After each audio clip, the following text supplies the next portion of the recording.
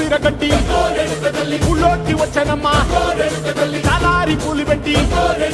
జాతరులు తెచ్చనమ్మా తంగేడు పూలు పెట్టి కంకాణ దూకేనమ్మా ముక్కు ముక్కెర పెట్టి ముల్లోకాల నెలనమ్మా ముందార చూడంగా మున్నూరు కన్నులమ్మా వెనుకాల చూడంగా ఏనూరు కన్నులమ్మా సాధువు శిస్తులంతా సాగిల పడ్డరమ్మా మహారాజు రాజులంతా మొగారిల్లిరమ్మా కోరిక కోరంగా రంగులు పూసినాము ఆశలు తీరంగా ఏసాలు వేసినాము